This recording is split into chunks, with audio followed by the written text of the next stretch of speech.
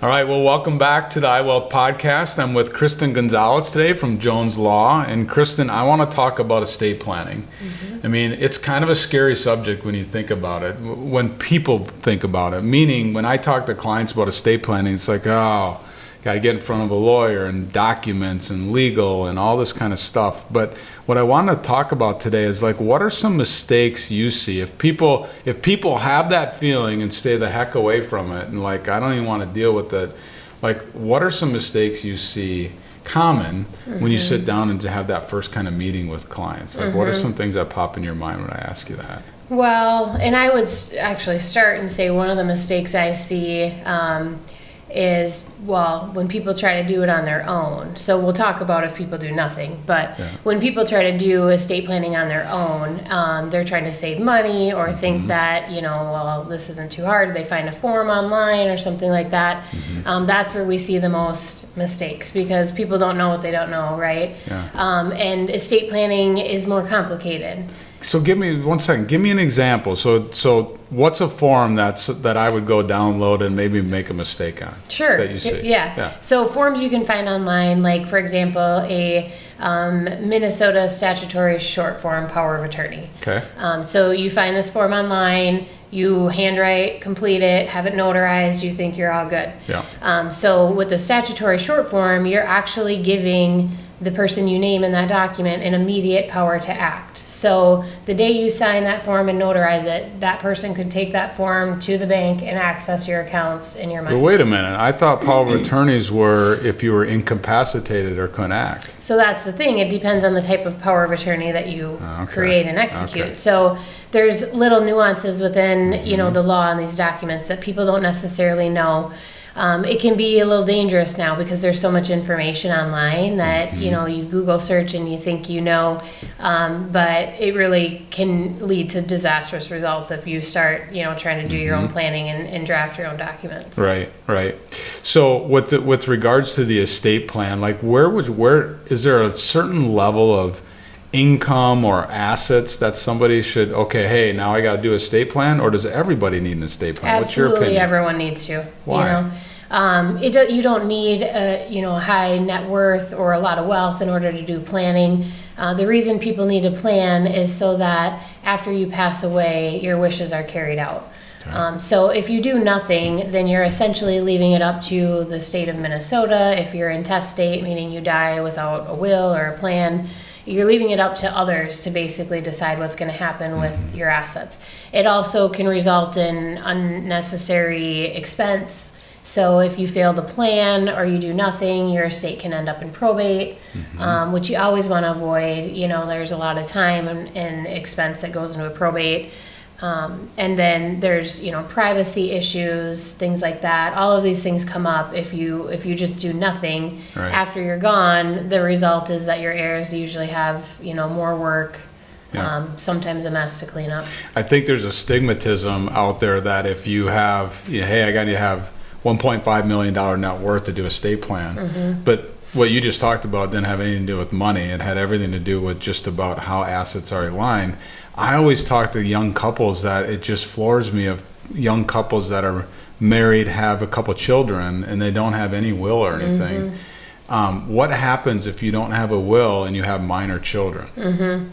Yeah, and that's a huge issue. One of the main things you want to do in the will is name someone to be the guardian of your children. So if you don't have a will, then essentially that's left open. But is it a fight then? Like, absolutely. How does it? Yep, you'd have grandparents or siblings or anyone that thinks that, they would have chose me. Now you have these people that are at odds against each other, trying to decipher after you're gone what it was that your wishes were.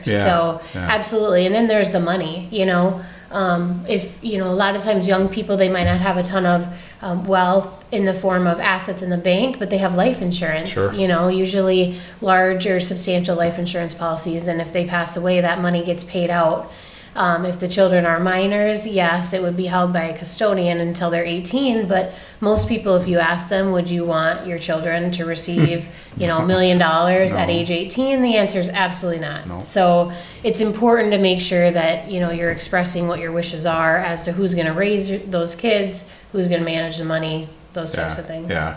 So having no plan at all is a really bad plan in general. You need to have something down. Does everybody, and we'll wrap this up in a minute, but does everybody need a trust? Does everyone need a will? Like, how do you there's lawyers out there that I've heard not a lot, but I've heard lawyers say, hey, most people need a trust. But I also heard lawyers that say it depends. Like, where do you fall in that category? Yeah, I'm the depends category. I'm a big fan of trust planning, but I also am never going to recommend it to someone if that's over planning or it's really not necessary.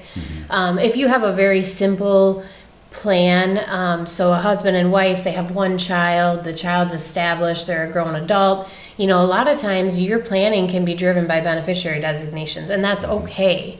But then if you have a circumstance where, mom and dad have 8 children and they're all fighting and no one gets along, like, absolutely a beneficiary driven plan is not for them. And in that case, you're looking at trust.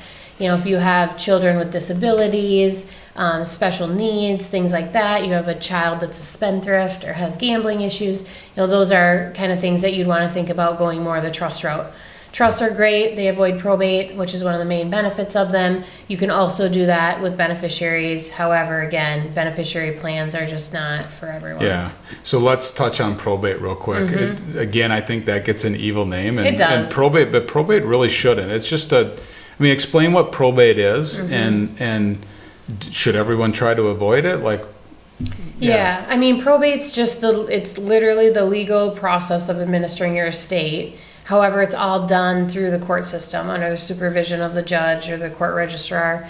My biggest downfall with probate is it's all public. An inventory of the assets you own when you die gets filed with the court. Everything, your family information, what you own when you die, where it goes, it's all public.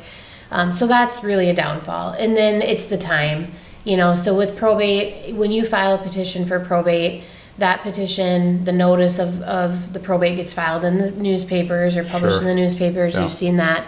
So there's a minimum of a 4-month period where you really can't do anything with the probate as far as closing things out. It takes, at least a month or 2 to get someone named as executor to be able to act for the estate. So it's just a kind of a long, drawn-out process. Most of the people that come in, to see us, their biggest complaint with probates is just that inability to do things immediately after death. The bank accounts are frozen.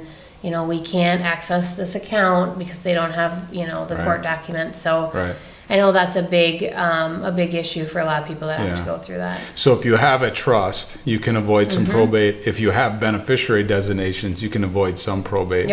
But probate's not a bad word. It's just a process to go through. It's just a process, and sometimes, I've had files where I've wanted it to go through probate. So if you do have heirs where they're fighting and there's a big dispute, a lot of times you say, you know what, we want the judge to oversee this because we're never going to be able to resolve these issues on our own. So sometimes it is a good thing because it gives you that formality, kind of the oversight in some instances. That's awesome.